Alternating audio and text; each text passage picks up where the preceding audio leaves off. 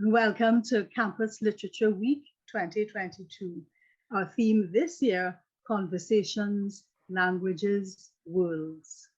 And today we feature the work of Professor Barbara Lalla, who has been a professor at the University of the West Indies for the past 35 years. She's been in Trinidad since the 1970s, and her qualifications, the listing has been far too long to go through. Such has been her contribution to the world of literature in the Caribbean and internationally. Professor Lalla has a background in linguistics. She is a PhD, or my page has escaped. She's a PhD in specializing in medieval literature and language history. Her thesis title was The Conceptualization of Death in Old and Middle English Poetry. So beautiful. So the background in linguistics and in literature, we felt that Professor Lalla would certainly have a wealth of wisdom to share with emerging writers and established writers alike. Welcome, Professor Lalla. Thank you so much. Thank you so much for giving us of your time and your wisdom. Oh, goodness, a pleasure. So as a member of the Masters in Fine Arts and Creative Writing here at the University of the West Indies, our class tends to have several conversations, both in class and out of class, on the mechanics of writing, the influences that we have had, challenges that we have had, and that the discussion is always so vibrant. So we're taking some of those discussions and asking Professor Lalla to shed light on her wisdom on some of those areas. So Professor Lalla has recently published her most recent novel, 1,000 Eyes, a futuristic novel that takes place in the Caribbean, in a territory that's not really named, but the clues tend to keep you guessing, with the most fascinating cast of characters whose accents and expressions also give you little clues as to their origins. So without giving away too much of the plot, I wanted to start, Professor Lalla, with looking at what kinds of looking at the challenges that emerging writers tend to have. And asking whether you could, if there was some advice you would give your younger writing self, what advice would that have been? My advice, start at once. I came to creative writing, well, all along the way while I was an academic. I was doing research and I was running a department and so on and so forth.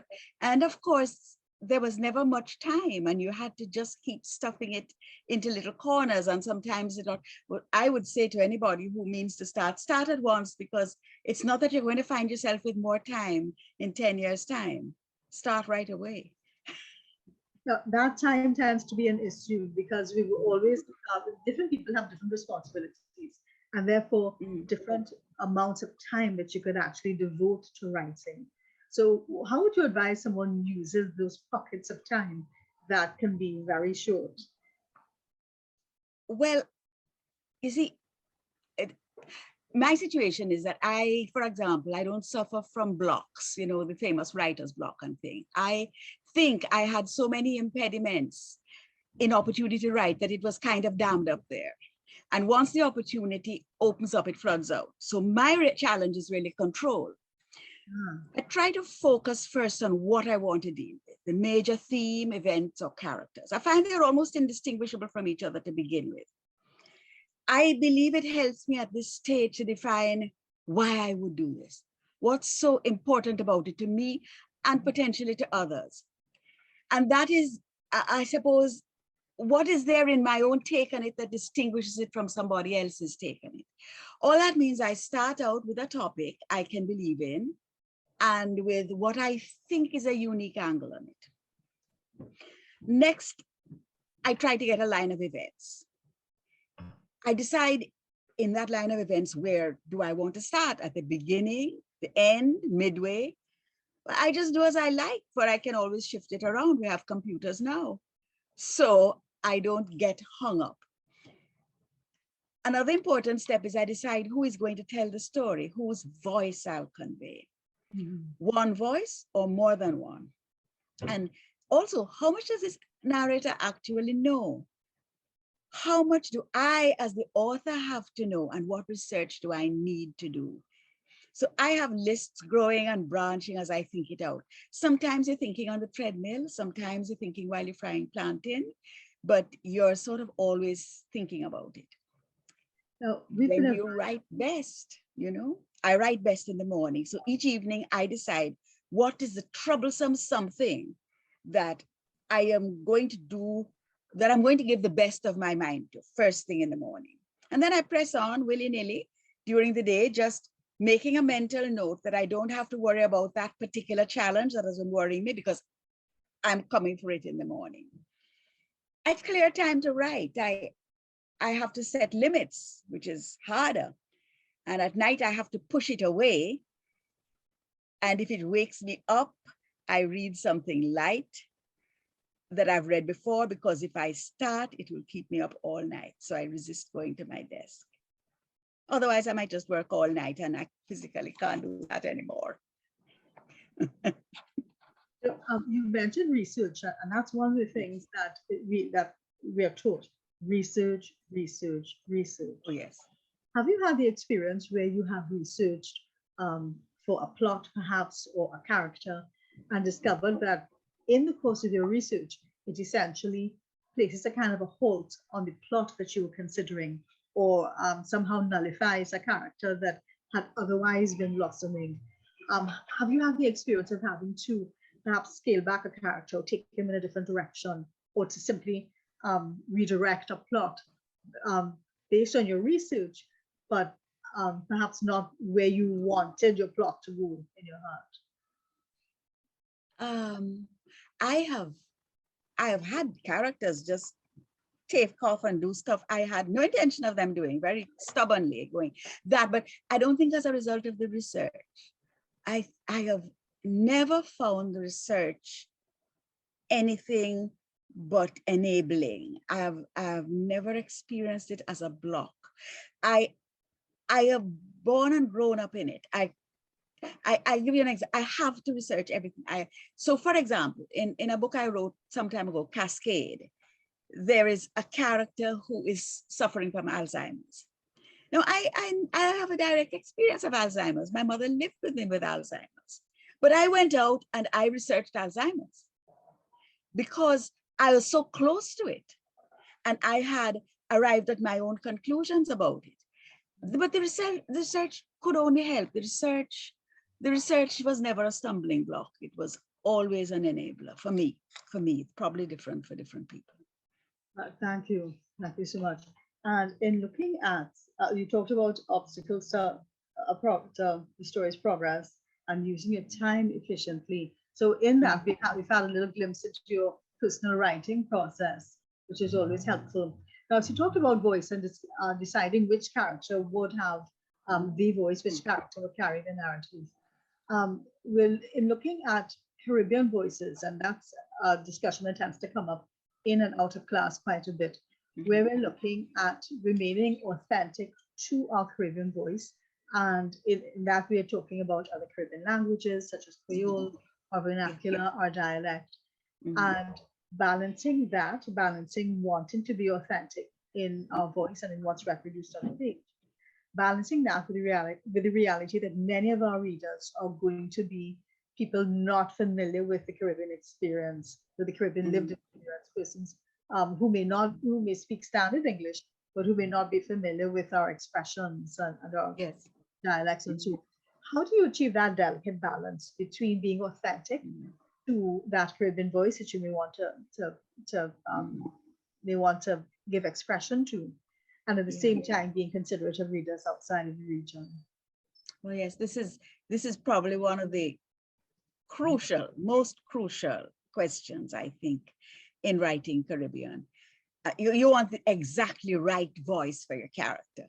You don't want the high court judge and the market vendor sounding the same unless there's some reason for that built into the story. If you have characters who must speak Creole, then you have to contrive that. So your first decision is on where each character fits in the Caribbean language situation, because some people are speaking more Creole than others. Some people are speaking Creole all the time, and some people are just slipping in now and then. Then getting the voice onto the page, as you say, this has been a central concern, not only in my creative writing, but in my research in Caribbean language and literature. For me, the main thing is to preserve the balance between a convincing representation and a readable one. If you go too far, you lose your readers, not only those outside the Caribbean who don't know Creole, or even those from other islands who speak a different variety. But you, of course, even Creole speakers were taught to read English and aren't accustomed to seeing anything else in print. So the big decision is on how much is enough. And that means you have to select. You try to depend more on dimensions of language that your readers will handle more easily. For example, choice of words or phrases. Words in Trinidad like lime, cobo, and so on. And you have to install those words in a way that kind of define them, kind of show what they mean. You're installing them so that they will be understandable. And you also try to choose representative characteristics of grammar. In Trinidad, you would say he, tell, she. It marks, that's Trinidad right away.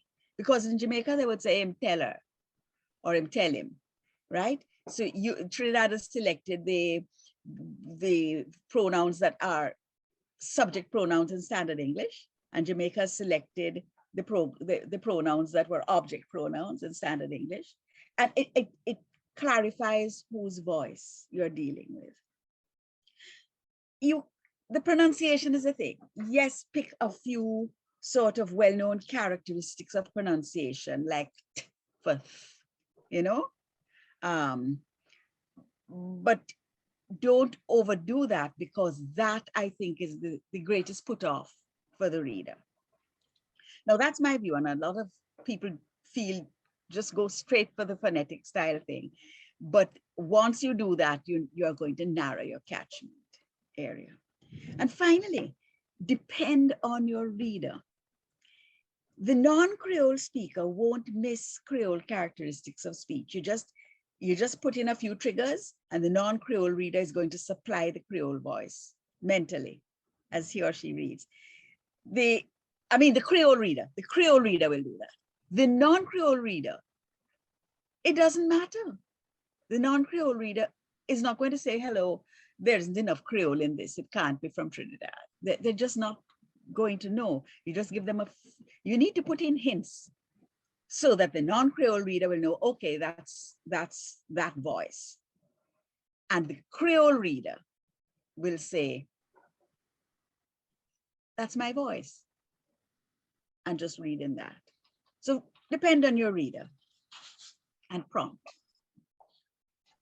Thank you. That's so important, to be able to respect your reader and value your reader while remaining authentic. A real balancing act. I mean, it really, really is. Balancing so many worlds on one page. Speaking of worlds, then, I was very fascinated at the world which you created in 1000 Eyes. And that is also a topic that comes up quite often in our class. World building and how one does it. So from creating, now I know it's a very wide field. So from creating a brand new world to starting with something familiar and building in little hints in there. Yes, how you go about it will depend, I suppose, on whether you're set on building an entirely different alternative world or not. Now, it really can't be completely distinct, because we really can't think completely outside of the world we know. So almost everyone has important characteristics that we recognize. But I suppose, well, that will make a distinction with whether you're going fantasy and sci-fi or whether you're going speculative. In 1000 Eyes, I chose a familiar setting, a Caribbean island. And I defamiliarized it in two main ways. One was by assembling a group that would not normally come together and would not normally be on their own, children from across the region. And the other important way in which I defamiliarized it was by subjecting that world to circumstances that actually have existed, but in other places or at other times. Right. So it's not really a matter of inventing from scratch.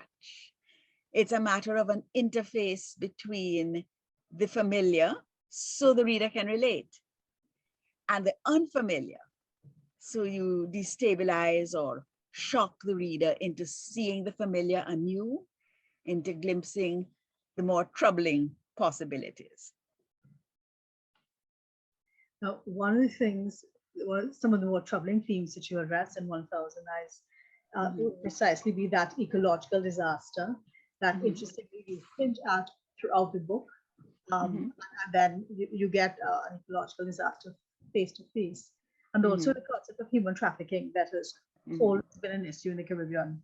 Many times it's presented as though it were a very recent phenomenon.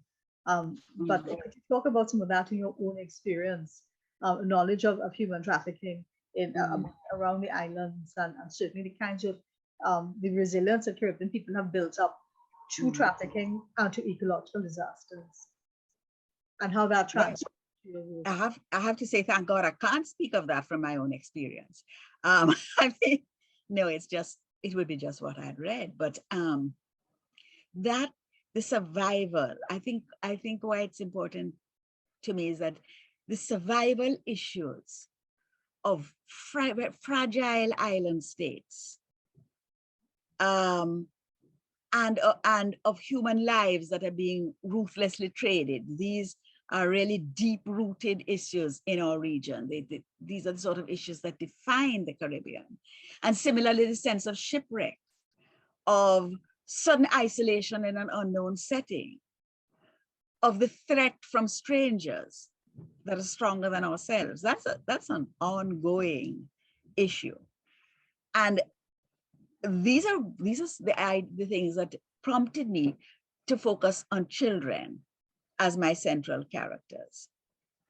The most vulnerable, the most fragile, the ones with the shortest span of memory, the ones most likely to be traumatized by being uprooted. And so it gives you a way of dealing with some of those issues. The thing is, a lot of the things we're talking about have been part of the history, what we consider to be part of our past, but they're not part of the past at all. Very much so. They still is not present. I was thinking about that very thing when I was reading it, actually, about the short-term memory, the fact that the children have very little memory. And I wondered whether that were in itself a commentary on the state of our people's and our fragmented memories. Was that very much in your mind when you're conceptualizing that?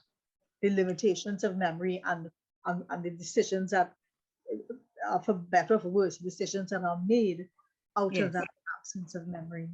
Yes, and sometimes the decisions that are made to forget, because it is the only way that you will keep going. So sometimes people will say to you, forget all that, and put it behind you. Put it behind you is such an interesting phrase, because what it's saying is just to put out of sight this thing that has really framed your whole being and your whole way of knowing, and don't deal with it.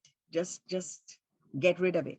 And that is a survival technique, but it can also it can also freeze you and prevent you from being able to move forward. These children the older ones have taught the younger ones that if a memory is problematic, wrap it up in something soft and put it in the back of your head. I think that is one of the things that we have. Well, it's happening right now. When you look at the at what is happening in the States, with the issue of banning certain books, with the issue of talking about not teaching race and race issues in history and so on. That is exactly what we're saying. This will be uncomfortable for some of the children, so don't say it in the classroom. And so this is a whole way of doing things that is alive and well and flourishing on planet Earth. I've read some papers where people have talked about the forgetfulness of the Middle Passage, and one writer in particular saying that she had not, one of the things that had not occurred to her was that there has been a conscious or subconscious decision for persons to forget the Middle Passage, and it never occurred to her that her grandparents never spoke of having been told anything about that. It was not something that had been handed down, unlike other aspects of their history. Right. So looking at some of the difficulties and challenges that Caribbean people often face, perhaps we can get to some of the difficulties and challenges that emerging writers often face. What are some of the common pitfalls that you have seen among emerging writers or people trying to start? Well, there's so many obvious things like, getting published, finding a publisher and so on. But to be more specific, I would say one of the things is your own management of this crucial thrust in your life to write. It doesn't separate out easily from the rest of your life. You have to find a way of managing it within the full flow of your life. And for example, if I am going to write in the little cracks here and there, if I'm going to be able to clear space to write, I live with people in a house. I have to know how this is going to work. You have to be able to be able to convey this need, and you have to be able to fit it in a way that is comfortable to live with as well. I have been very fortunate, and I've always had a lot of support in my writing and in making time for it and so on. But this is not something you can just glaze over. It is something that you have to find out how you're going to make this part of a normal life, or else you will never get the time and the space that you need to write in. So I think that business of managing it. Another thing is, I find that one has to be accepting of inputs that can help.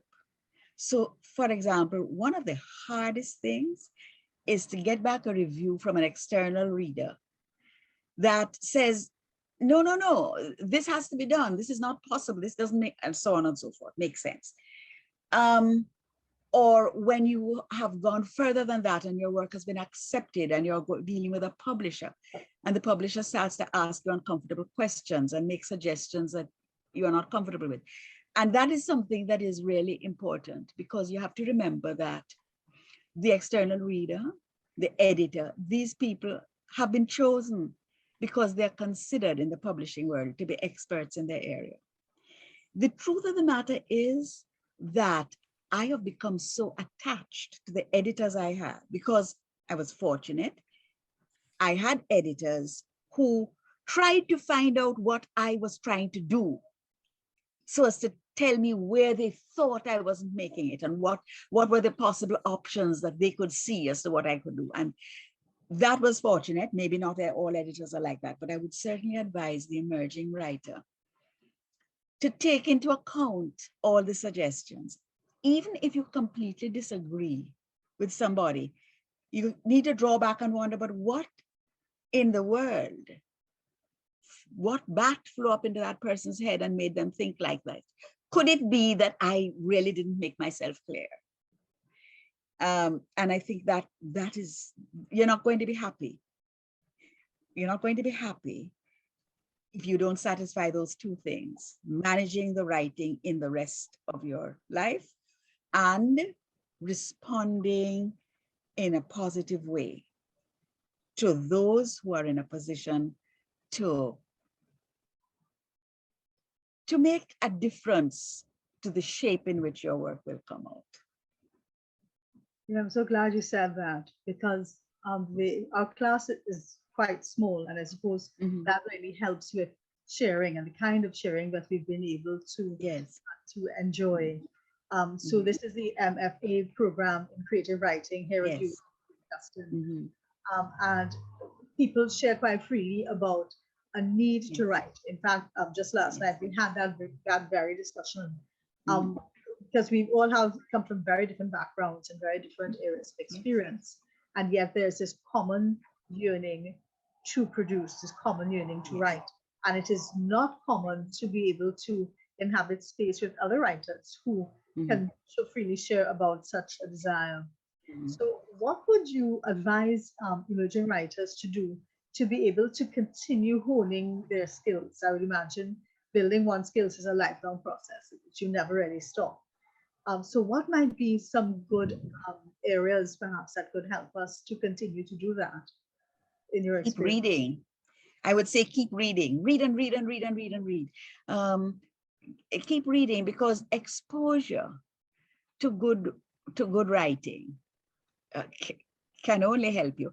And you know, sometimes when you read something and you don't think it has worked, you analyze it and you say, you know, it didn't work because of that. And that is exactly what I've been doing. So I think wide reading, critical reading is very important. Probably the most important. Then other thing is to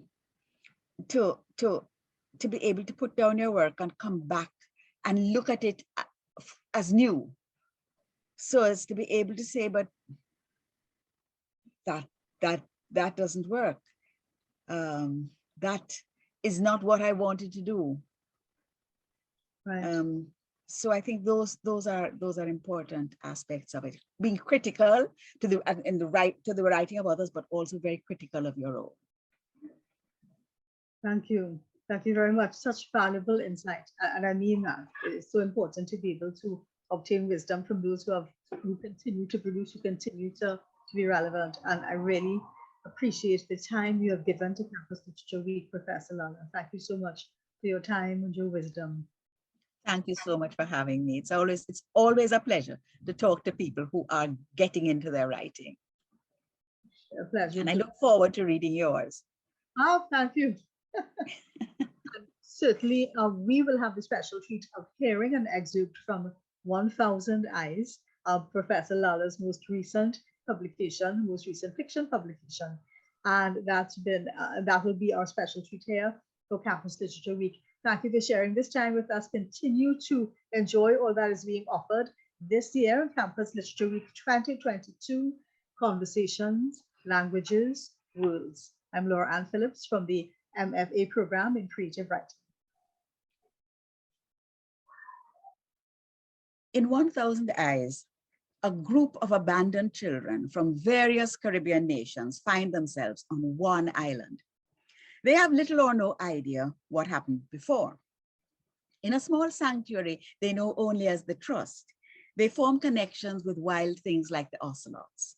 They shelter from outsiders they call crouters, but also from two who once belonged to their group, twins who have retained the names Puesus and Tweetums. Now, the Trust is no longer safe. One morning, Nat and Thelma began waking those a little younger than themselves, and Mish joined in thankfully. Janice, Marilyn, and Vicky pushed the others, and soon they were all gathered under the saman, fidgeting and trying not to meet each other's eyes. Then they started walking straight for the entrance, where the sign still dangled with Vic on the left side, a dark patch in the middle, and Trust on the right. They were terrified about what they were about to do. Between the children and other living things, there had once shimmered a wall that had grown thinner and more transparent with each passing month on the island. And in a while it had faded altogether, so they were all simply creatures of the wild, together, yet apart. In a while, the ocelot's predatory instincts, which the children had absorbed unknowingly, along with the nervousness of birds and lizards, the evasiveness of agouti, had all come together in a way of walking, waiting, and seeing. There was a fearful sense, too, growing with each day, that somewhere beyond the children's knowledge might be other humans, bigger than themselves, and growing increasingly more savage. Their thoughts turned to poesis and tweetums, produced in their very midst, yet transforming themselves into predators, and the children they had lived with into prey. Those boys had been so mean to the ocelots that of late the cats had turned on them when they tried to get back into the trust. Although no one had seen either of them clearly for a while, Thelma had recently reported sudden frantic hissing and tense stalking back and forth before she glimpsed one of the twins withdrawing, creeping awkwardly backwards along a thick branch that reached over one border of the trust. At least, she said it looked like one of them, but more hairy. They then supposed poesis and tweetums outside were waiting for we. Indira's voice quavered as they stalled just beyond the entrance. And how come the Crouters hadn't taken them? Marilyn wanted to know. Perhaps they're more used to the Crouters here, Mish said. A minute's silence passed in gathering alarm.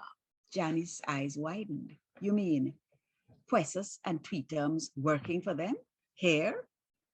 Would be just like them, Brand said. Now it was actually worded. That idea spawned countless possibilities. They'd help the Crouters round us up. But the ocelots, the men will kill them. Brand had cut back in. Easy.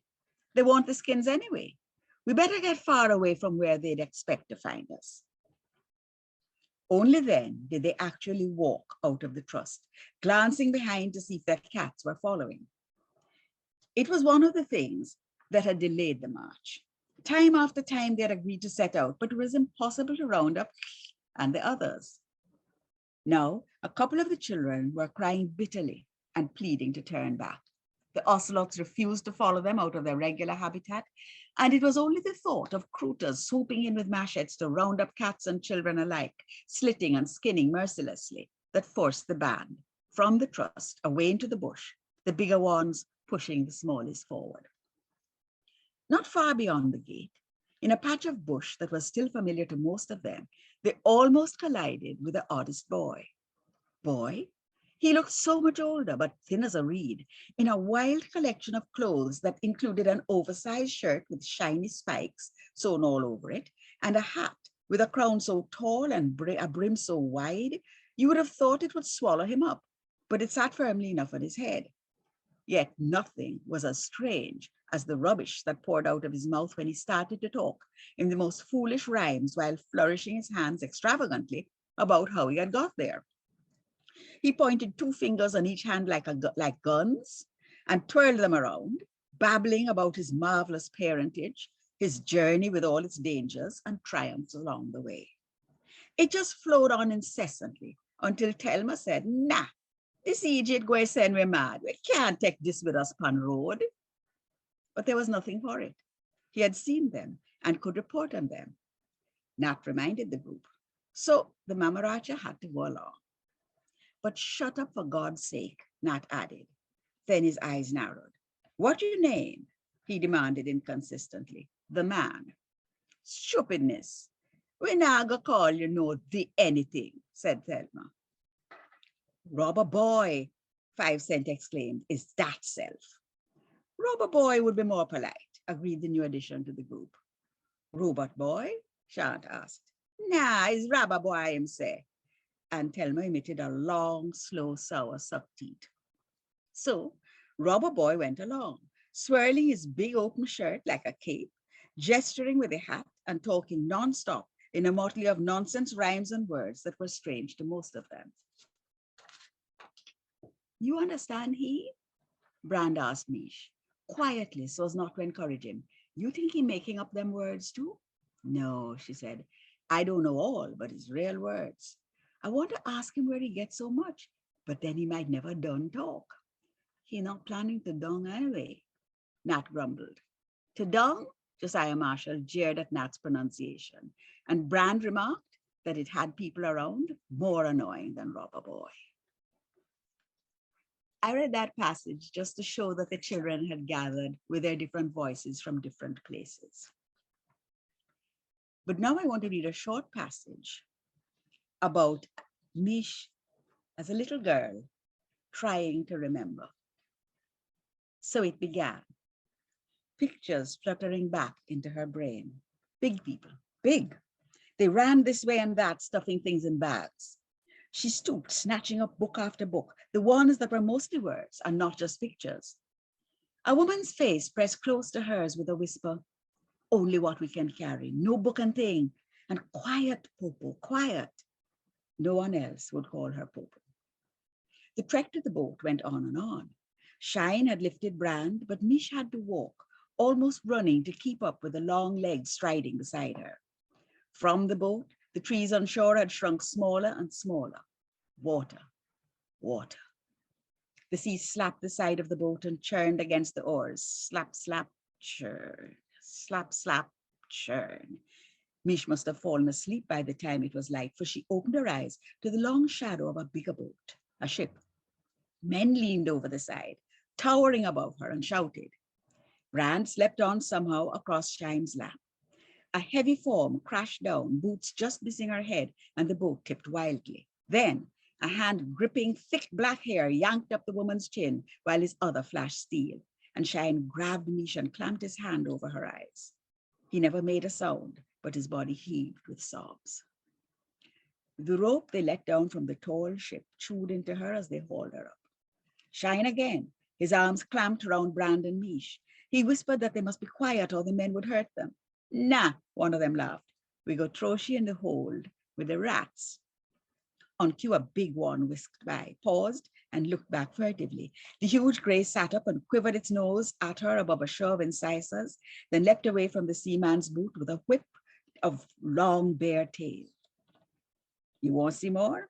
The man grinned at her. Come, I go take you down with me. As the man turned away, laughing again, Shine's grip tightened on her almost cruelly.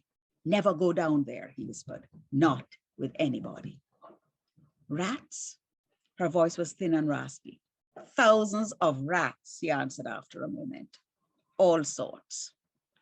She stayed on deck, even when it rolled and sloshed as if she must be swept overboard. She remembered water all around the ship, limp forms bobbing in it and the red stains darkening then rushing away. Days emptied from her brain even before they saw the shoreline. Rough sand and stone all the way to a dark wall of trees. After the chill, when she slammed into the water, the sucking, crushing, battering strength of it that wrung her to a limp rag grating in over sharp pebbles, it was too hot to stay on the shore. Shine walked Mish and Brand towards the shade, gripping each painfully by the hand. We have to find the rest, like they said, whoever they are. When he could bear their crying no longer, he ordered them to just forget everything that had happened, because now they must begin again, learn from the others. What others? Anyone we find here. The men said there were others like us. They ran to the forbidding line of dark green because the gravel was scorching their bare feet. Their feet were still soft then. Thank you.